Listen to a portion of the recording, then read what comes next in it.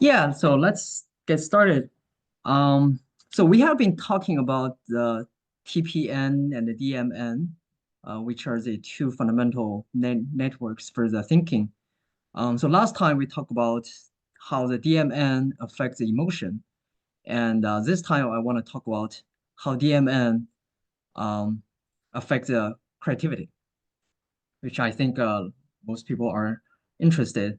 So hopefully towards the end, we'll be able to answer, for example, how do I boost my creativity? How about be more creative? Okay, so a lot of time we actually think the the TPN kind of dominate the way how we think, right? So, for example, now I'm talking to you, and I have to use my TPN to organize my speech, to make it a logic, to focus on the topic. So it seems like a lot of the things that we do actually TPN dominates. But actually, the mastermind behind the TPN is the DMN. Because whatever you do, you have to have idea. So the TPN does not generate ideas. TPN executes the ideas. The DMN actually generate the idea. So last time we put forward the pass one, which is we use DMN to release your emotion first, then followed by TPN to do the rational problem solving. So the second pathway for effective thinking is for creativity. So DMN will lead in terms of spark for creativity. Then TPN will use a rational thinking to make a plan and to execute it. So how does DMN actually generate new ideas? So the next 10-ish minutes we'll look in details and see how actually DMN does this. When we say creativity, when we say new ideas, basically you you draw information from the existing knowledge. It must be something you already know, and then somehow you combine into a new idea. It will be really weird if you come up with a new idea and you don't even know any of those before. That's almost never happened. Right? Whatever new idea you have, actually, you can trace back. You can see, oh, this new idea actually comes from something I know from here, something know I from here, and then I combine. So the question is, how does DMN actually draw on those information, the existing one, and blender and mix up and create a new idea. So the way how it does, um, there are two steps. First, DMN has to make sure those information will be activated at the same time. So this is a simultaneous activation of the information. All this information that we know are actually stored at different places. For example, um, the facts and figures are stored in this hippocampus. For example, I went on a trip to California 10 years ago. That is a fact. Yeah. This fact is stored in this blue region in your brain. And some other things like your emotional experience. We got angry yesterday. I feel very sad. That's stored in this amygdala, this yellow region in your brain. And other like abstract ideas, right? Um, Buddhism is about this. That's abstract idea is stored in another area, in this pink area. So all this information are stored at different region.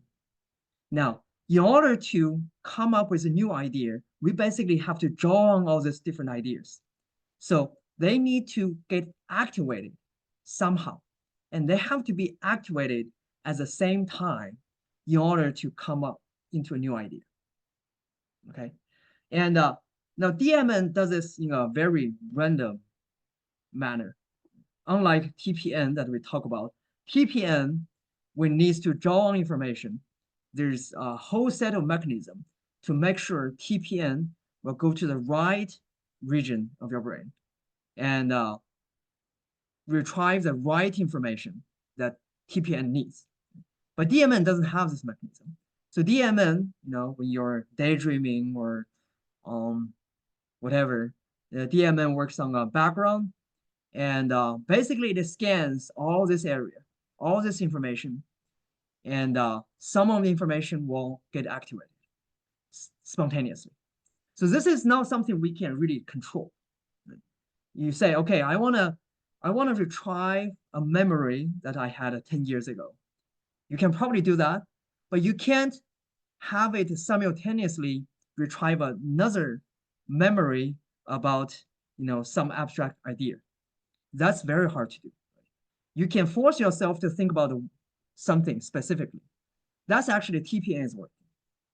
But to think, something simultaneously, random things simultaneously, that's very, very hard. We don't have that control. But that doesn't mean we can't affect that. So the way how DMM works will get affected by many factors. For example, the internal factor. When you think about a trip that you had 10 years ago, right? That's some information in this hippocampus. But when you think about a trip, that might trigger you about some emotional experience. Oh, during that trip, you know, I lost my wallet. Then I got very frustrated. So then that triggers some emotional experience, and it might trigger something else. So this internal reflection may affect how it activates information. Or the external stimulus, for example, you smell some food that can trigger a memory about your mom, cooked some dish many years ago. So it can get affected by these factors, but we don't really have a control. Okay, so that's the first step. So the information that will work needs to be activated at the same time. But even if that happens, it doesn't mean this information will get combined into something meaningful. In order for that to happen, this information has to talk to each other. This is so-called neural synchronization. So basically, they have to talk. We have to somehow link those information that got activated. And there are two ways of doing this. One is so-called white matter pathways. So it turns out our brain, there are neurons, and the neuron talk through the so-called electricity. That's not the only way neurons talk to each other. This is through this synaptic connection. That's kind of a slow communication way. But there's another way, the so-called white matter pathway. So there are kind of fibers from one region of the brain connect to the other region of the brain. If you think about the synaptic connection, those are like a local ways. This white matter pathway will be the highway. Right? These are freeways. The signal, the communication is much faster. So, for example, some information in the hippocampus got activated, and some information in this prefrontal cortex got activated. And then they can communicate through this fiber, this white matter pathway. The DMN will try to activate this fiber, and they start to communicate. This is like a wired communication. And there's another way for them to communicate. Okay, that's your brainwave. So the fundamental way for neuron to work, to communicate, is through the electricity. And but for the electricity to work, they fire a certain rate. And the frequency they get it activated, they get it fired, is a brainwave.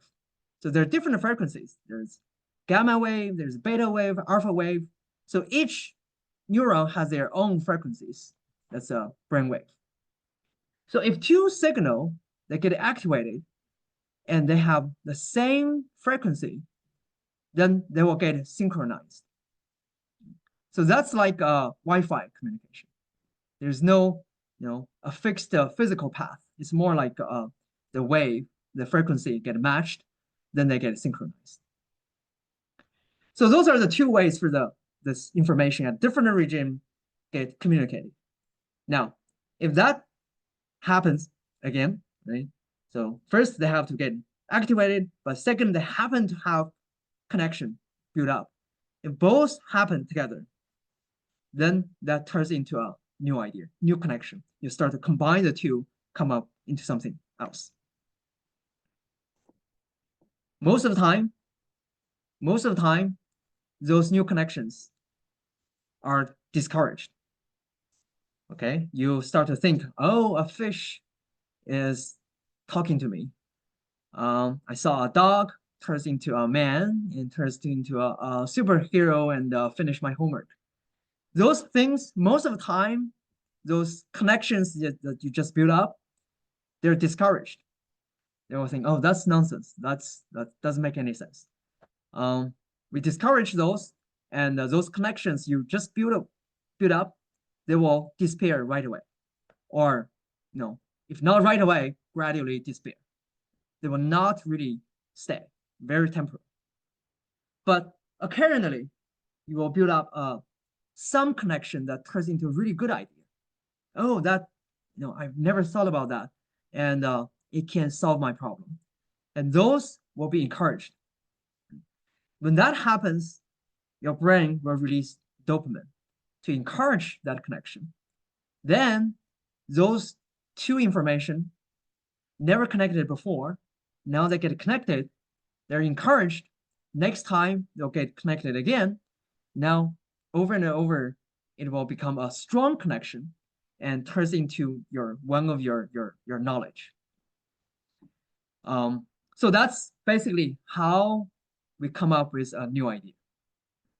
So again, one, the different information has to get activated together. Two, they have to build up a connection.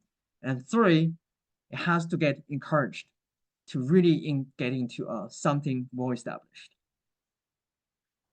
So one important thing we want to point out is the DMN has this emergence nature. So the idea, for example, we can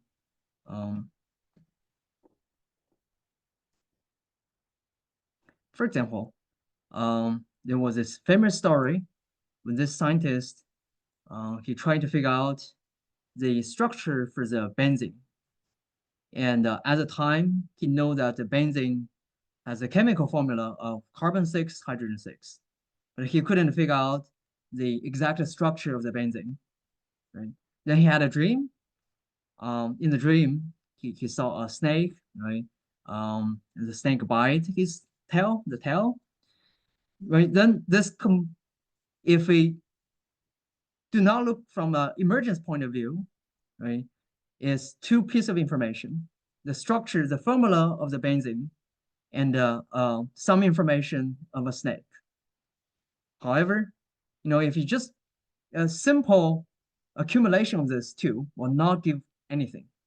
It's this emergence nature of the intelligence or DMN that will combine this into a new idea.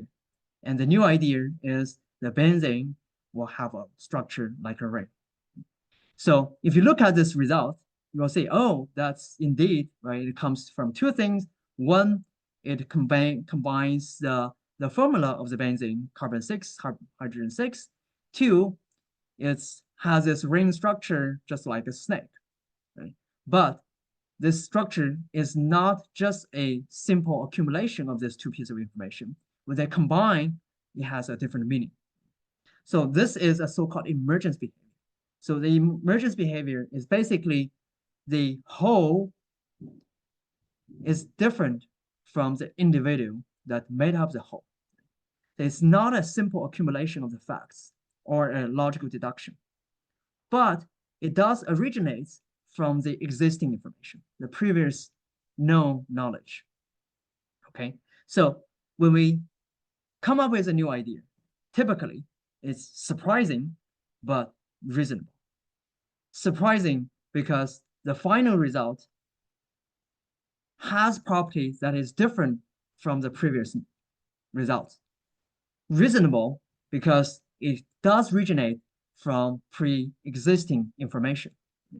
If it's something not reasonable, then there's something wrong. So that's a nature for the type of DMN emergence. And I always say this, the emergence is a universal behavior. It's not just for the brain. It's, for example, a snowflake. Snowflake is made from water. Water has a molecule like this. But just looking at a water molecule, you can never imagine the shape of a snowflake. Like a fish school, and the fish school has a certain shape that each individual fish cannot have, or a ant colony, right? Ant, if you just study one single ant, you will never imagine that ant colony can go to your kitchen, find the food without a GPS, right? That's not some property each individual can have. Right? That's emergence behavior. And the way how we come up with new idea is exactly an emergence behavior. Right? Some information is there, then somehow they combine into something new.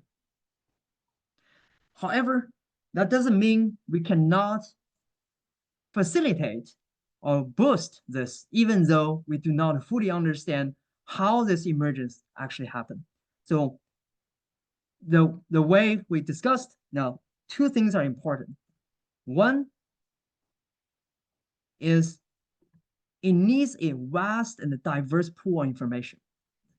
Because the way how DMN scans information and draws on the information is not like a TPN and go to a specific region, just draw whatever he needs.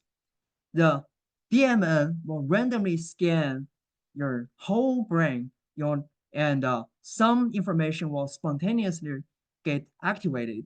And in this way, that's like a chemical reaction. In a chemical reaction, the density is very important. Without a high enough density, the chemical reaction will not happen. The higher the density, the higher the rate it will happen. The more dense information we have in the brain, the more possibility for some information to get activated together with something else. So a vast and diverse pool of information is very, very critical. And not only vast, but also the diverse is also important. In order to come up something new, if all the information is in one region of the brain, it's all about facts and figures, there's no emotional experience or no abstract ideas, then all you can do is mix up those facts. I went to trip 10 years ago. I studied 5 years ago. You can only mix up facts. Or even within the facts, if you only have one type of facts, you can never come up with something new. Right? In order to think out of the box, we need a diverse pool of information. We do say, we want to think out of the box, but we have to fit your brain with something out of the box. So the diverse pool of information is also. Another thing that is important is what type of information. So here, we think the deconstructed information. Why is this? Because again, we want a DMN to come in and activate informations together. So the structured information is actually a challenge for DMN to get activated. Because if the information is logically structured, they're like one piece. So if we have a so-called body of knowledge. In a body of knowledge, you have a lot of pieces. They're connected with logic. They're like one piece. In this case, you have a strong neurons, so-called synaptic connection within all this. If one piece gets activated, because there's a strong connection with the others, the other piece will get activated altogether. So to activate whole chunk of information consumes more energy. Therefore, this piece of information will not get activated at all. Two, because this information, they're connected with others. When they get activated, they activate together and they will show up together. So it's like you always think in a repeated pattern. You always think this together as one idea. So this kind of structured information is not good for DMN. Another thing that is not good for DMN is a detailed information. If the things are contains too much details, that's also bad for DMN to try. We probably all have this experience. You might recall something happened 5 years ago. You were sitting in a classroom listening to a boring lecture, but very occasionally we can recall the details that the professor wrote on the blackboard. That's the details. Again, it consumes a lot of energy to record all those details. So detailed information is also a challenge. So what's good for DMN is flexible, random pieces, like deconstructed information, like Legos. So the structured information is like a Star Wars ship that already constructed from Legos. Those are not easy to deconstruct. What DMN likes is individual pieces of Lego piece so that you can easily grab one and combine with another one. So these are the information. In order to facilitate, we need a lot diverse information of this type of deconstructed information. So break information down into smaller pieces. And typically this means no details, just essence. Okay, those are the theories. That's it. And we want to talk about how you can actually use iTalk based on this to boost your creativity. Okay. To use iTalk to boost creativity. Now, your starting point, we already have a lot of information in mind. But since now we know we need a vast and diverse information, so it's good to learn, always learn new, fresh information. But the starting point for learning in this perspective is not to gain the whole knowledge structure, but instead focus on the information that inspire you. It could be just a very tiny piece of information. We're not trying to understand the whole field, but instead something that actually inspires you. You feel, oh yeah, that's I like this point. Then you just grab that one point and talk about the information. Now, when you talk, instead of focusing on just the information itself, let your DMN work. Let it start to do the so-called associative thinking. Try to connect this idea to other things. Actually, if you just let DMN, just let yourself talk, that process will happen spontaneously. And towards the end, you want to extract the essence. You learn a lot, but you want to extract lessons, break it down into a few simple sentences. And those will be the thing that DMN can retrieve in the future to combine with other things, come into new ideas. And maybe at this point, you already have some new ideas that you want to summarize and make a plan if needed. Okay, so let me give one example. So I did this afternoon. This is something I read this morning. So what is this? This morning, because in 2 days we'll have Chinese New Year, and so this morning I read an article that this year we don't have. So Chinese New Year is December 30 to January 1st, right? But in Chinese calendar. The article I read this morning was there is no December 30 this year, and there will not be a December 30 for the next 5 years. So it then explains how the Chinese calendar actually works. So this inspired me. It talks about there are two types of calendars. And one is the calendar that we use, which is made based on how the Earth rotates around the sun. But in Muslim country, they use another type of calendar, which is based on how the moon rotated the Earth. So each calendar actually has their own benefit. The calendar that we typically use, the good thing is, for example, January is always in winter.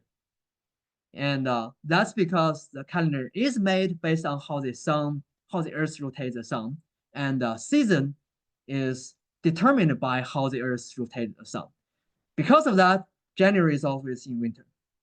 But also because of that, our calendar doesn't tell you the phase of the moon.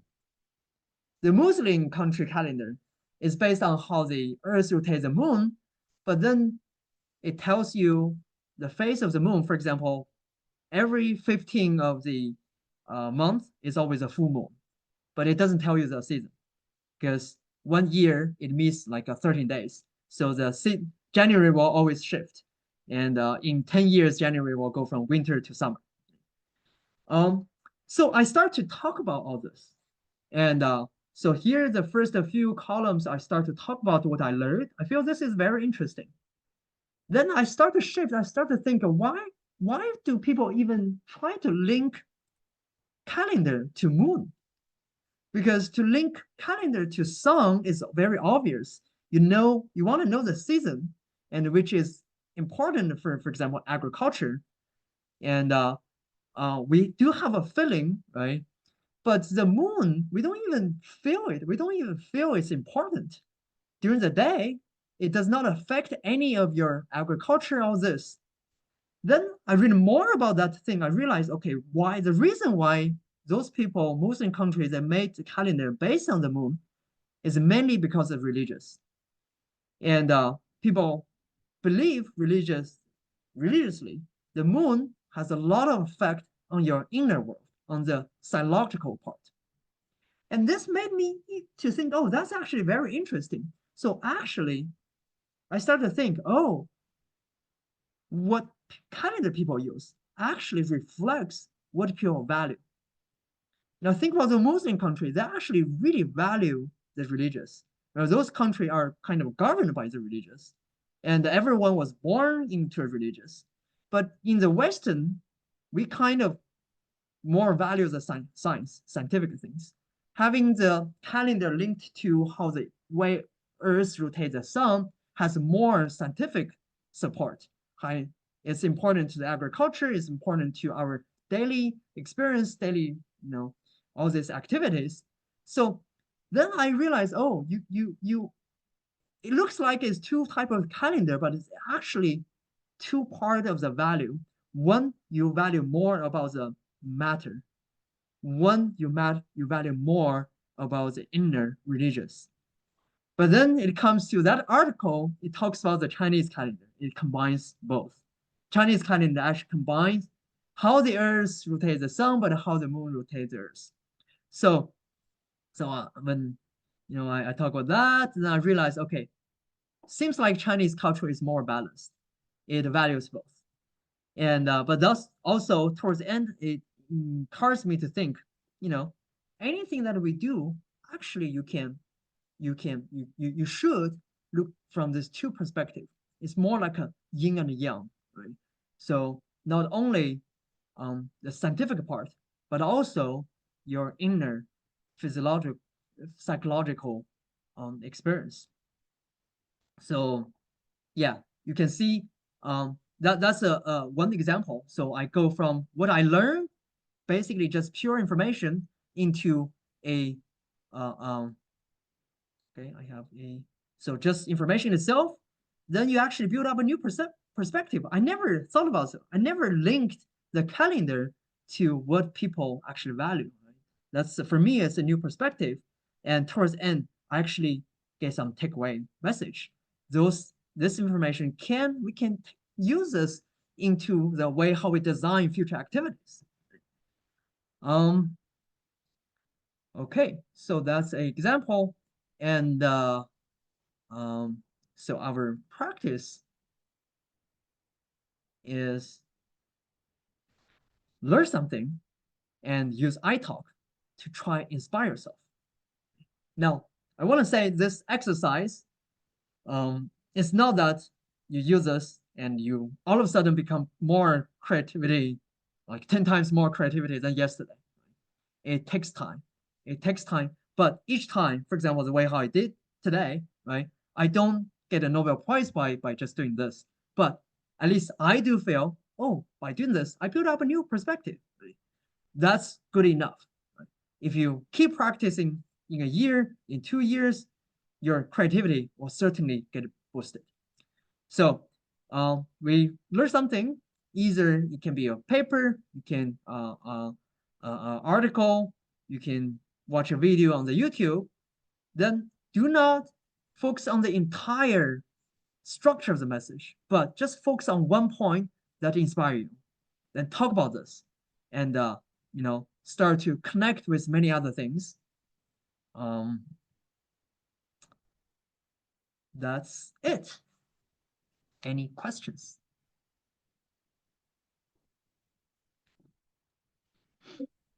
Can you hear me? Yeah, Okay, you said that we could use any kind of material to get inspired. Is the new perspective more so like outside of the material? Like I know that your example was like, oh, that you thought about how it reflects people's values, but if like it was a scientific paper, but like and you had a connection, but you needed to verify it, won't you need to go back, maybe go to a different like source, a different article?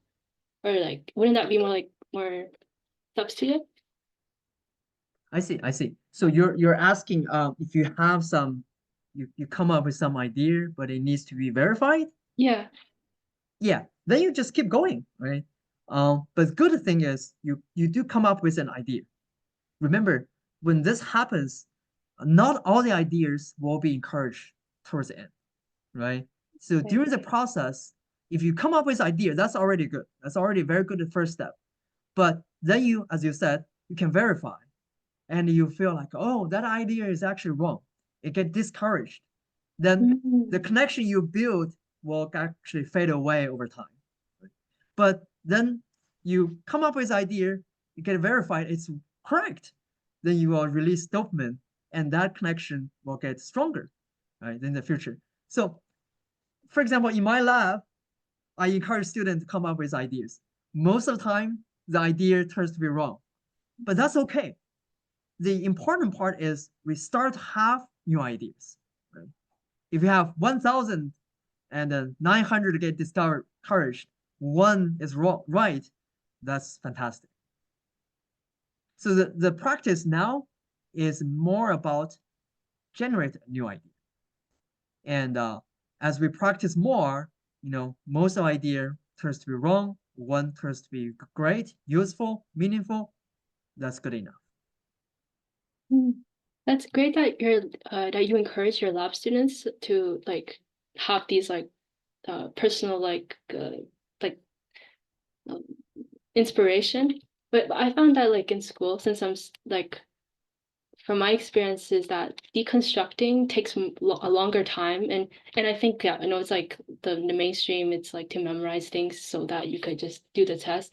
But I found that like I have this urge to like kind of have this idea, and then I want to know like every like challenge every like I'm losing my words, but like well, let's say there's a theory and then there's like different components to it. I want to challenge each component, like add like my own connections as well. But then how do I tie it together? I mean, maybe I just need the I talk exercise, but like but like how can we be more efficient with that? If there's like a Yes, time frame. yeah. So, I mean, in the current education system, I think there's a gap, right? The current education system, we are looking for standard solutions, standard Mm. answer, right? That's how we train people, train students. Towards the end, everyone has to arrive the right answer. In order to do that, so basically we train the TPN, right? So we have to ensure when you see a problem, your TPN will go to the right region, retrieve the right information so that you can give you the right answer. For that purpose, we try to build up a system, knowledge system, and so that TPN, it's easier if you have a system, it's easier for TPN to search, right? It's like you know, oh, this knowledge has three parts, and TPN sees this problem. He right away he knows I need to go to the first part, then I need to go to the third layer of the first part, then I need to go to the fifth unit of the third layer. Then that's the information I need. I retry that to solve the problem. So we emphasize a lot on this systematic knowledge system. Okay.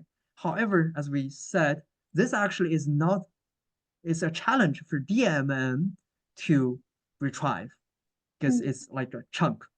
So in terms of creativity, we actually want people to have loosely connected ideas, right? That's why. So what you are talking about is more like how we really understand this topic well, right? And then eventually, but this practice, we believe we already have enough of those type exercise in school. So this exercise is complementary to that practice.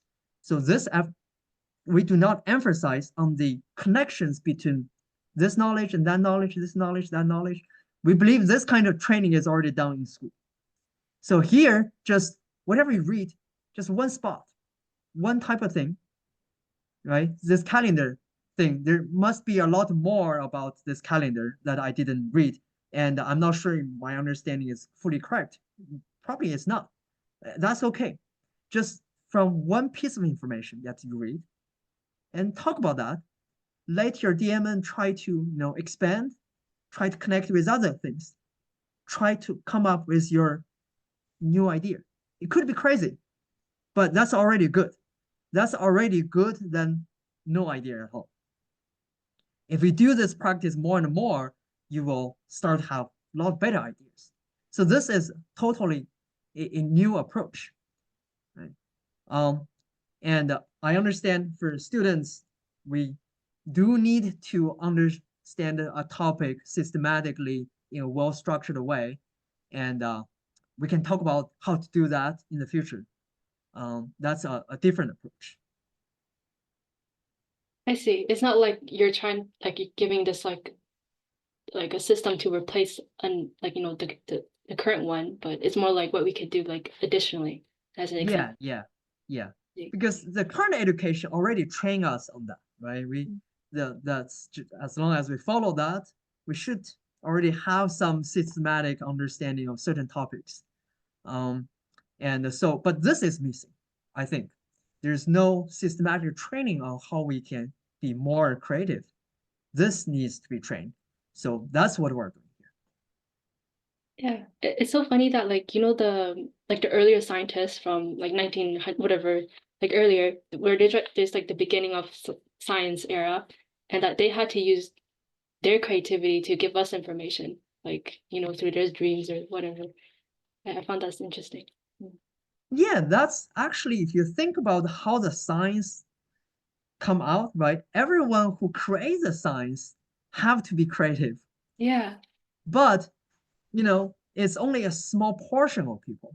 The rest, we rely on a few people to create knowledge and the rest just learn Mhm. whatever. So actually, sometimes I feel bad when I go to a classroom because everything I teach in class was developed before 1930 or before 1940.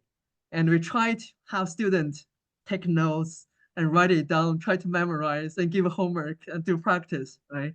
I want to teach more about how you can be that one, create a knowledge so that in 100 years, another student will sit in the classroom, learn what you discovered, right? I think that's more important. Um, but yeah, so that's what we're doing here. And this practice actually is very very helpful. Almost every time if you do this, you'll come up something new. It could be very small, very tiny, but that's already a good indication. Also, like for more like I'm curious about the scientific part, like the idea, how the chemist the benzene, like he Mhm. remembered his dream of a snake. And I know that Hmm. like subconsciously, like subconscious, they tell us through like metaphors or something, or okay, I don't know much about it, but uh, like right now in our practice, like this I talk is more how we could tap into our like linguistic part of our mind to let it out. And but okay, I'm a little bit like scattered right now, but Mm. uh, yeah, maybe because I'm trying to distinguish like or cut the brain and mind thing. What you mentioned earlier. I was like, Yeah, so basically when you talk, right, we ask people not to just be very logical. Just because basically if you don't have a focused task, then your TPN is basically not very active. Then your DMN will be active, right? If you think, oh, I have to talk so that I'll solve this homework problem, you have a clear goal, then you're thinking towards that, your DMN is kind of suppressed. But if when you talk, just say, oh, I learned this information, right? That's in my mind. Then I just randomly talk. Then your DMN start to work. Your DMN will automatically scan the information and just keep talking, and some will start to build connections, right? This here, we're playing with the odds. Not everything that get activated will connect to the other things.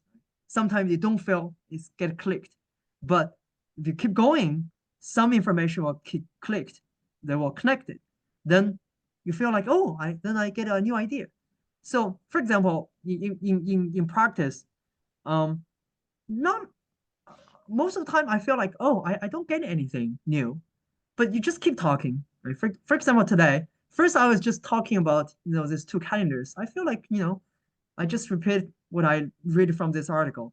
But then the more I talk, all of a sudden I realize, oh, I feel like I can connect this to the culture, right? How people value. There are two type of thing. Then I feel like, oh, that's at least for me, it's a new perspective. So it does take some, but as long as you allow yourself to do this spontaneous, random thinking, it will come out.